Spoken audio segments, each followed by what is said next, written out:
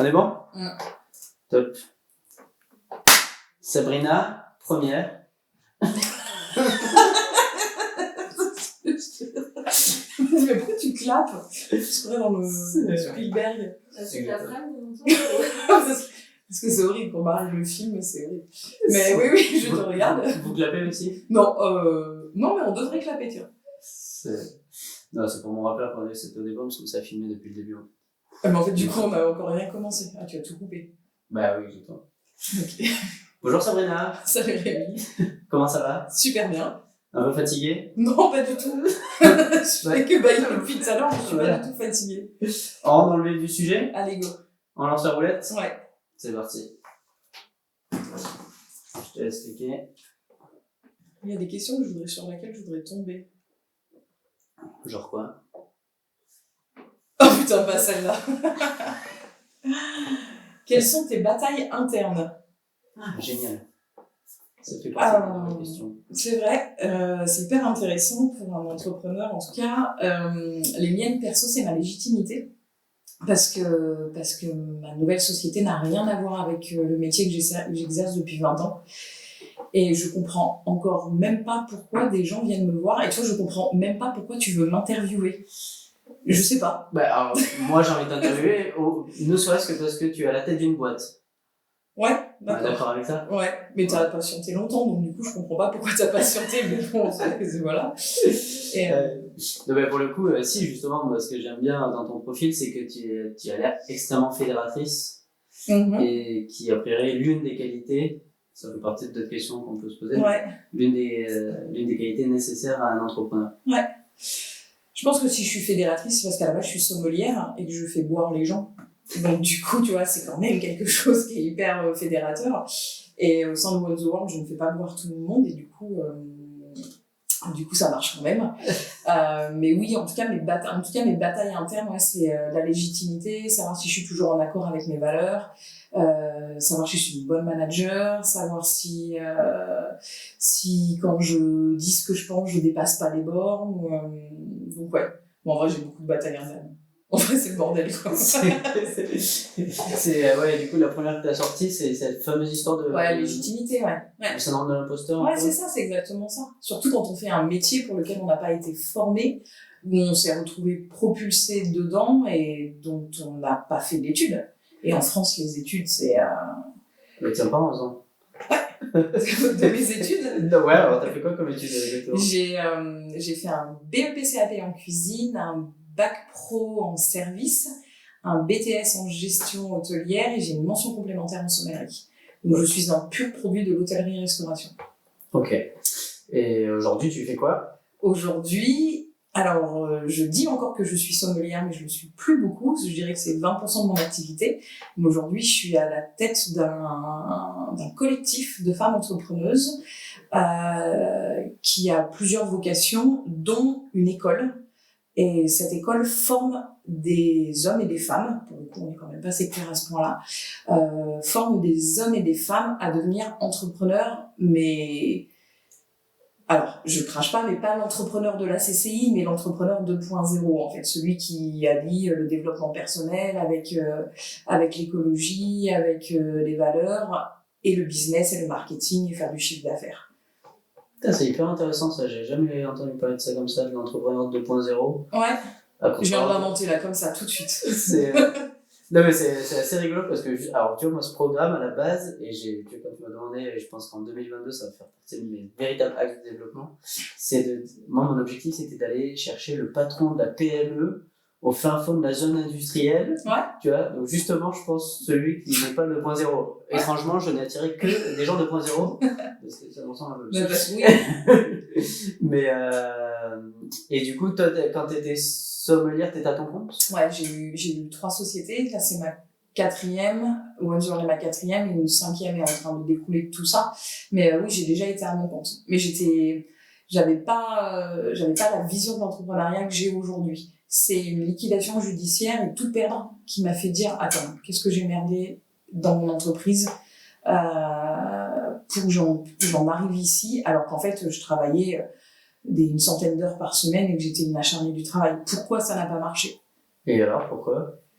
parce que à aucun moment j'avais une vision d'avenir, à aucun moment je me posais, en fait j'étais ce qu'on appelle uniquement une technicienne, je faisais du service, du bar, de la compta, du ménage, de la cuisine, et en fait à aucun moment j'étais une entrepreneuse en fait.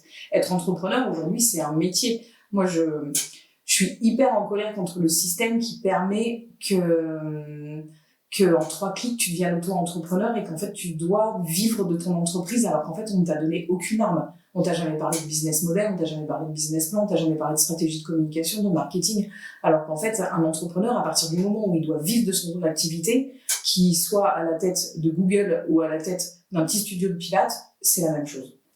Donc du coup c'est comme ça que j'ai commencé à me renseigner sur l'entrepreneuriat et j'ai eu envie de me dire ok, moi, par où je suis passée, comment je le transforme pour que ça devienne quelque chose de positif dans ma vie, et Win the World Amy.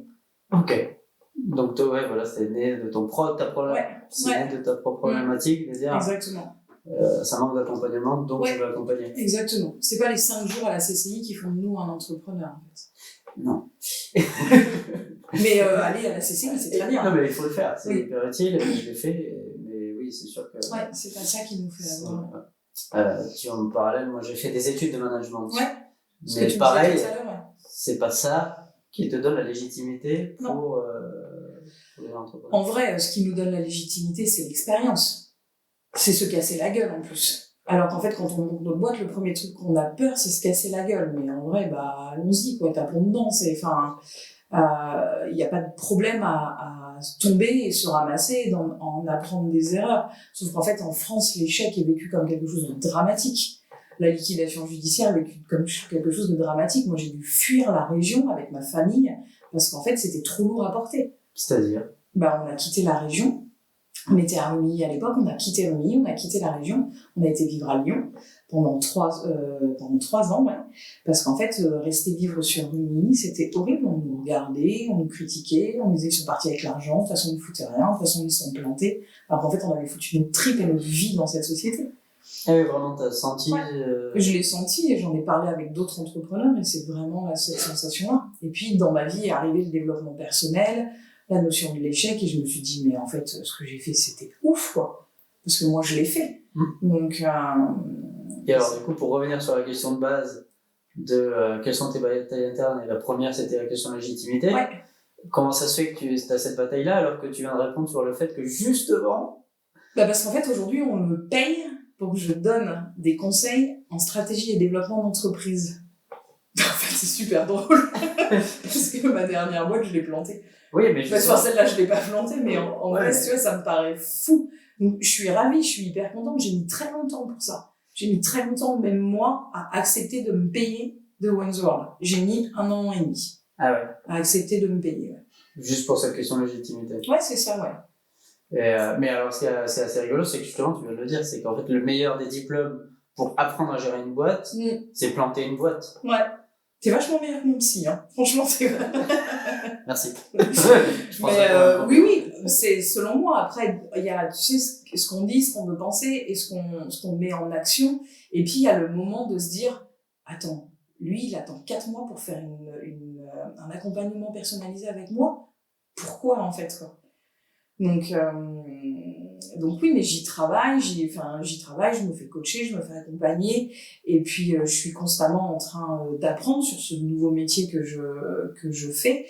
Je me renseigne constamment. En même temps, le problème de légitimité, il est aussi bien placé. Tu sais, quand t'es hyper sûr de toi dans ce que tu fais, t'es jamais en train d'apprendre et d'essayer de te mettre, de t'élever, quoi. Donc, moi, je trouve que ce syndrome de l'imposteur, il est pas là, non, il est pas tout le temps négatif. Ah ouais. Il permet de te reposer, de douter, de poser des questions, en fait. Il permet de continuer de te poser des questions, il permet de continuer d'apprendre, il permet d'être continuellement en veille et de se dire, ah putain, il y a ce nouveau truc qui est sorti, tiens, il y a ce podcast-là, il y a ce livre que je dois lire, et puis de travailler sur soi et sur ce que tu as à transmettre. Donc, c'est pas non plus que du négatif. Je suis bien d'accord. Enfin, rien n'est que du négatif. Non, en vrai, non. Rien n'est tout. La vie, souvent, on la présente comme binaire, mais. Oui, c'est pas le cas. Ça est tout à l'heure, tu m'as dit qu'il y avait une question sur laquelle tu aurais bien aimé tomber. C'était laquelle? Ah, je sais. Celle. Faudrait que je vois la roue. Alors, j'ai la liste ici. C'était... Bon, il n'y avait que Penses-tu l'échec, mais... Quelles sont les pensées qui animent ton quotidien? Ah, cool. Ouais. En fait, c'est marrant parce que j'ai un espèce de rituel le matin pour pouvoir me mettre tout de suite dans le bon mood. Faut savoir que Wandsworld est vraiment géré comme une start-up. On est très, très 2.0 et du coup, on est continuellement en train d'aller chercher les meilleures façons de communiquer, de vendre, de se réinventer, des nouvelles formations. Donc en fait, tous les matins, sous ma douche, le premier truc, c'est comment je fais aujourd'hui pour vendre telle chose, ou telle chose, ou telle chose. Et du coup, ensuite, quand j'arrive, j'allume mon ordi, j'ai un momentum qui s'ouvre avec quel est ton focus de la journée. Je dois vendre telle chose, ou je dois parler de telle chose. Et en fait, je me mets des objectifs comme ça. C'est entre le pouvoir de l'attraction, la visualisation et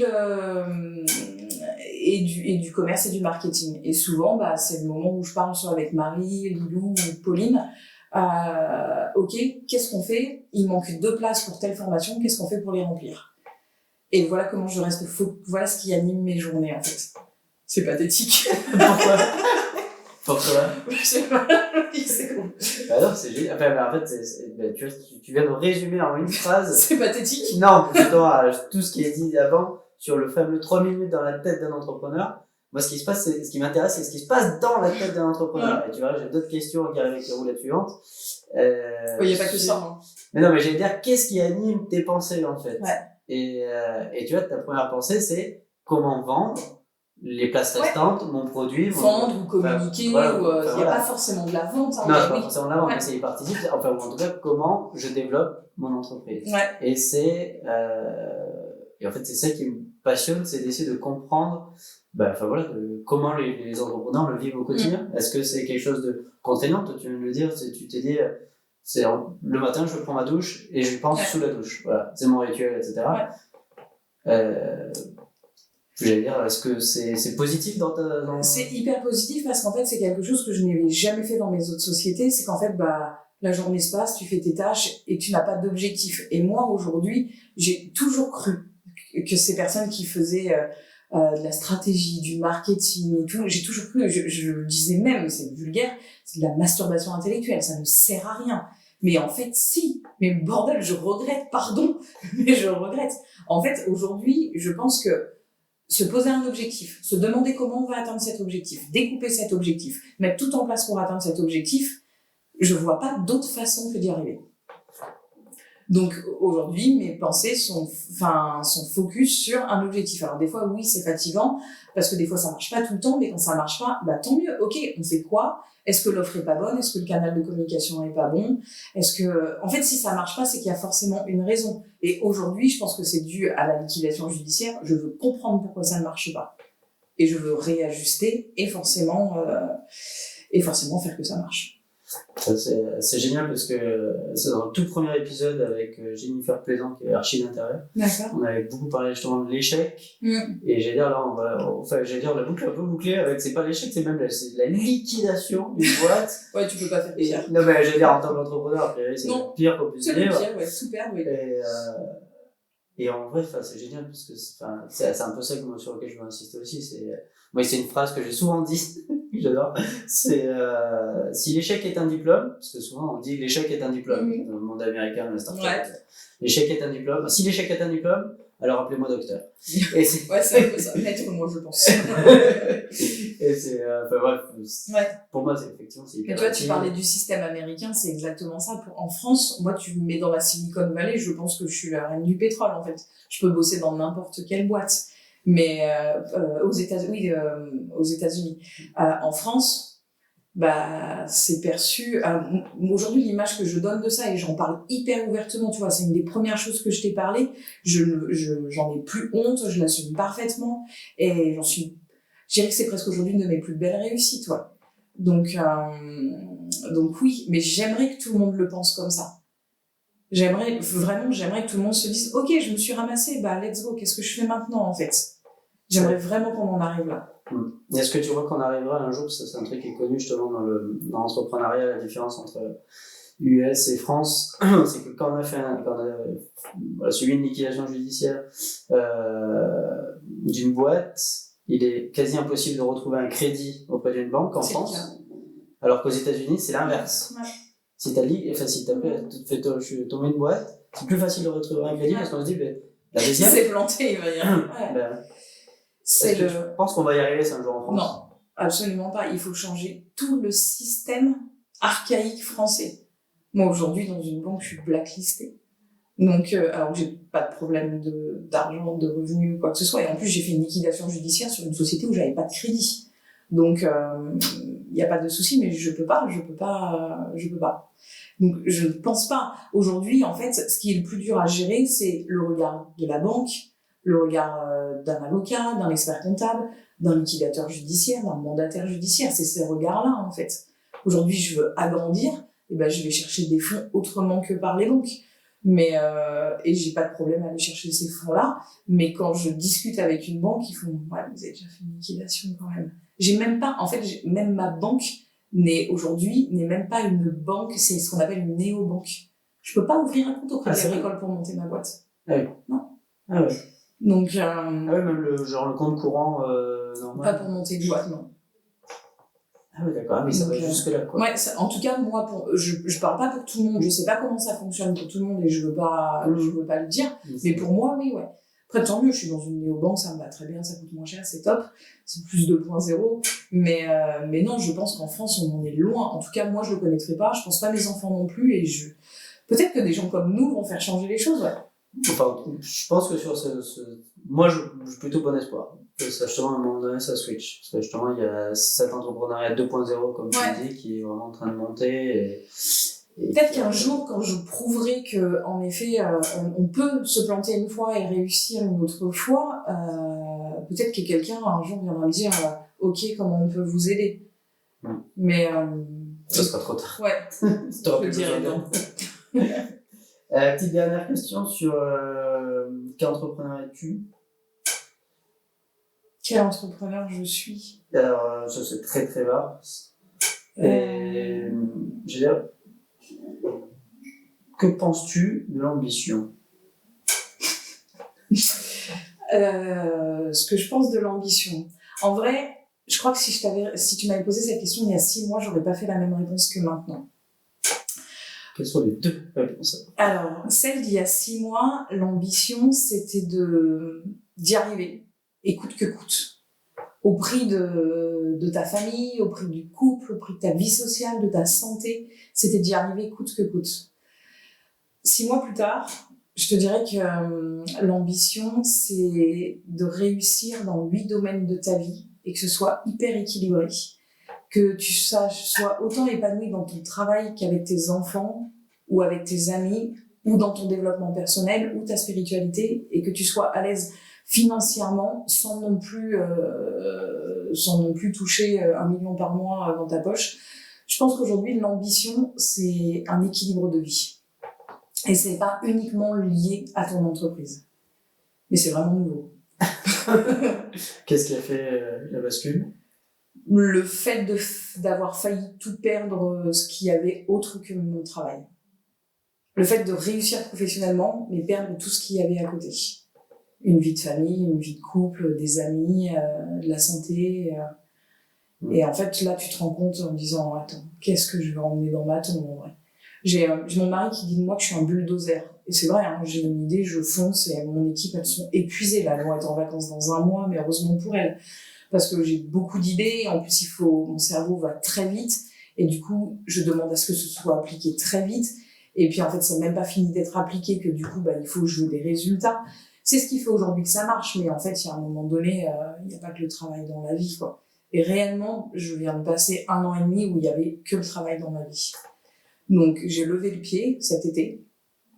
J'ai regardé ce qui se passait, j'ai vu que mes copines étaient là, j'ai vu qu'il y avait le Mont Verrier, les QC Termes. Je suis partie en voyage à Istanbul toute seule, et mon business s'en porte presque mieux.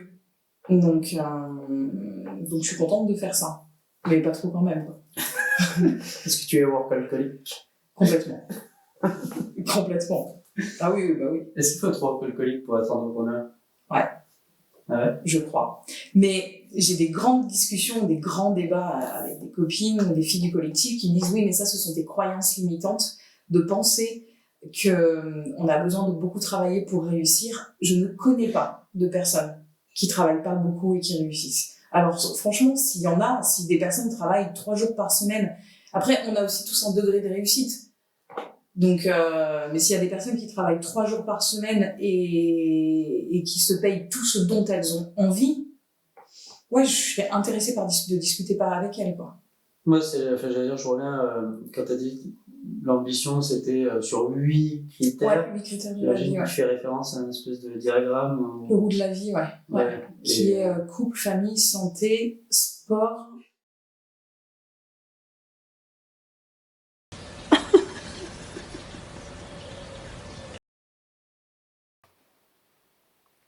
Rec.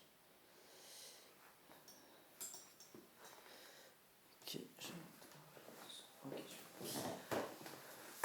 Bon, complètement désolé. 30 minutes, combien j'ai? Non, mais ça va aller très vite, on va faire un vrai 3 minutes. On lance la deuxième roulette, du coup, c'était sur ton regard sur l'entrepreneuriat.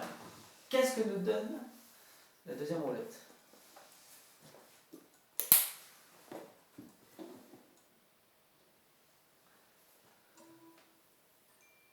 Existe-t-il une qualité commune à tous les entrepreneurs?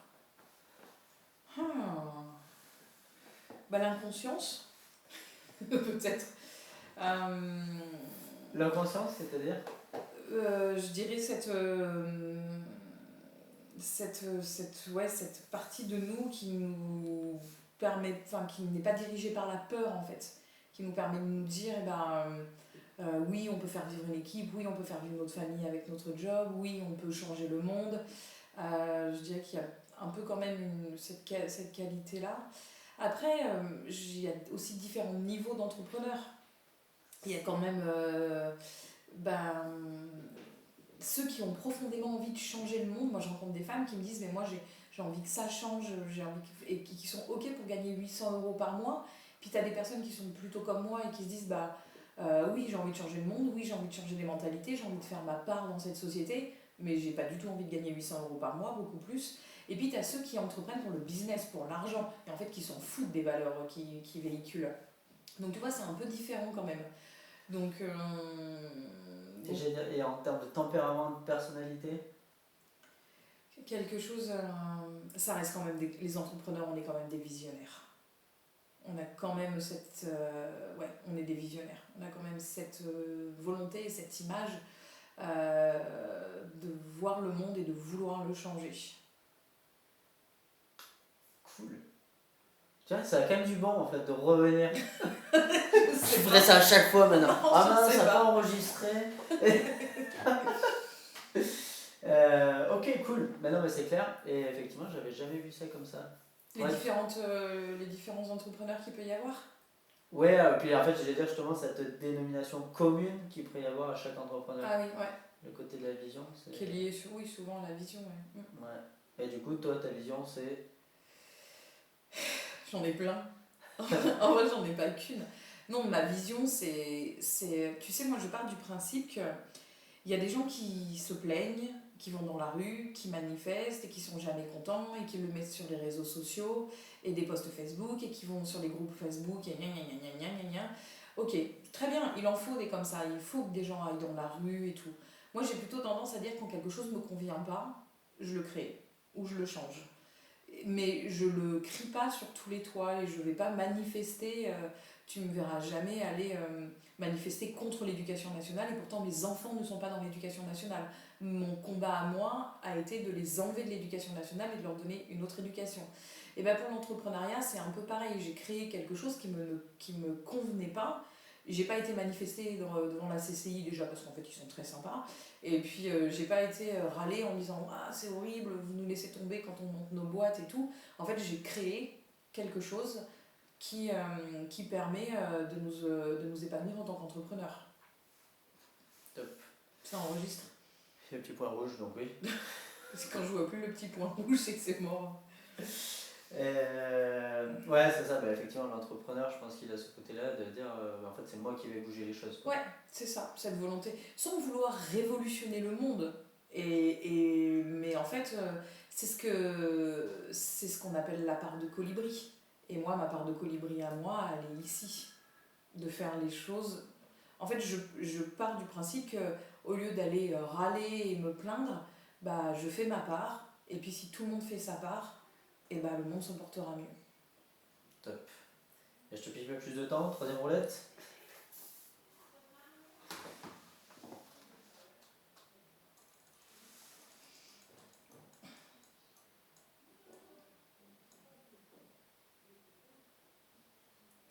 Que penses-tu des vieux blancs grisonnants? Ah. Euh,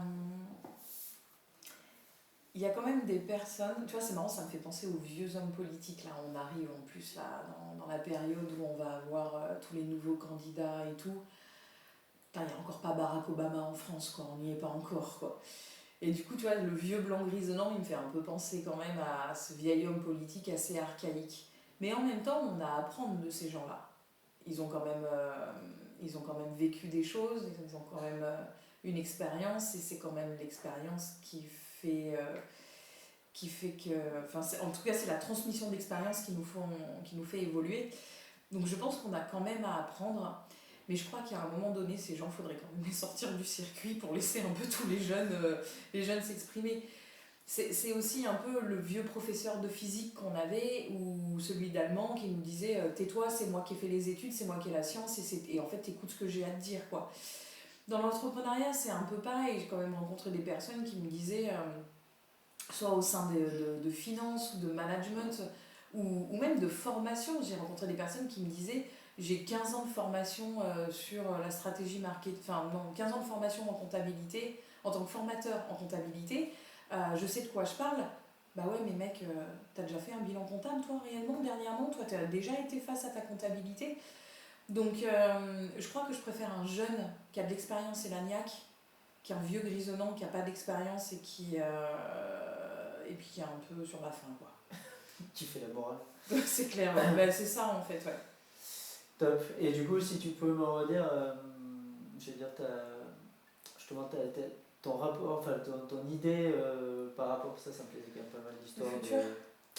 ouais, du futur et justement par rapport à l'école, des Ouais. ados, etc. Ok, donc Wayne's World, en fait, ma vision du monde, ma vision du monde. Ta vision du futur, ouais, Ma vision exactement. du futur. En fait, ma vision du futur, elle est quand même très liée à la part ma part de colibri que je suis en train de faire avec One's World. Donc en fait, One's World, c'est que le haut de l'iceberg. Moi, le but final ultime, c'est qu'en fait, One's World dégage assez de bénéfices pour pouvoir financer des écoles alternatives pour les adolescents. Tout ça parce qu'en fait, je pense qu'aujourd'hui, s'il y a autant d'adultes qui sont, tu sais, ce nouveau concept là de burn-out, qui est avant, on disait peut-être une dépression, et peut-être que maintenant ce burn-out c'est moins lié qu'une dépression, je sais pas trop comment ça fonctionne, mais c'est parce qu'en fait, à mon sens, le problème, et attention, c'est que mon avis, je veux que mes propos soient pas mal intentionnés, mais en fait, à mon sens, le problème vient de l'école et de l'éducation nationale, surtout à partir du collège. À partir du collège ou du lycée, où on nous force obligatoirement à nous mettre dans une bulle, dans une case, dans un cadre. Il ne faut pas oublier que l'école, elle a été créée pour fabriquer des ouvriers et pas des futurs chefs d'entreprise, ou pas des futurs Elon Musk, ou pas des futurs Steve Jobs. Et du coup, bah, ces enfants et ces ados sont tellement enfermés, on leur donne tellement peu de droit à la créativité, que du coup, j'ai vraiment envie de créer des écoles pour ces ados. Ados, parce qu'en fait, j'en ai deux. J'ai une petite fille de 4 ans, mais j'ai aussi une fille de 19 ans qui rentre vendredi, 3 mois de voyage humanitaire à Zanzibar. Et j'ai mon fils de 17 ans qui est dans l'école d'Alexandre Astier, qui a fait Camelot, qui est connu pour Camelot à Lyon. Et que mes enfants ont quitté l'éducation nationale il y a 6 ans, et c'est sûrement la meilleure chose que j'ai fait dans ma vie. Ils ressemblent à rien de ce que j'avais imaginé, mais c'est les gosses les plus heureux du monde en fait. Ils sont hyper épanouis et talentueux dans ce qu'ils font. Et One the World est né de ce constat-là, c'est-à-dire que quand on va apprendre l'entrepreneuriat à la CCI, on nous apprend un truc tout carré. Mais nous, Ici, on n'apprend rien de carré. Ici, on travaille avec des post-it, avec des Lego, on a des boîtes de Lego énormes. On travaille avec des magazines, des vision boards, du design thinking. On travaille avec du brainstorming. Et parce que quand j'ai travaillé sur notre persona, mon persona, il est... c'est le persona, en fait, c'est notre client cible, celui avec qui on a envie de travailler. Bah, il est haut potentiel, il est ce qu'on appelle slasher, il peut avoir plusieurs métiers, il est multipotentiel, il est dyslexique souvent, j'ai même des personnes, elles sont autistes, Asperger, c'est des cerveaux qui vont très très vite. Mais comment tu veux que ces personnes-là rentrent dans une case du Pôle emploi ou de la CCI? Elles ne rentrent absolument pas. Déjà parce que leur métier, même moi des fois je comprends même pas ce qu'elles font. Donc comment tu veux qu'en fait quelqu'un leur dise ok super t'as une idée, bah désolé on n'a pas la case, donc bah passe à autre chose. Donc nous on est là pour ça en fait. Donc c'est le One the World est déjà une école, on dépend des fonds publics, on est rentré dans les cases pour le coup, ça n'a pas été facile, mais on est rentré dans des cases pour pouvoir que des femmes viennent se former chez nous, pris en charge par les comptes formation. Mais en fait, c'est juste le début de ma part de Colibri. C'est juste le début. Top. Eh bien écoute, je te souhaite tout de bon. Merci. D'ailleurs, je crois que tu es attendu de suite, c'est ça? Ouais, c'est ça. Merci beaucoup. Je t'en prie. Ça va, tu vas avoir assez de... Oui, largement, ça sort toujours. Bon, En tout toi, cas, tu c'est me lances sur gentil. des sujets qui me passionnent, hein, l'école, l'entrepreneuriat. Comment? Tu me lances sur des sujets qui me passionnent,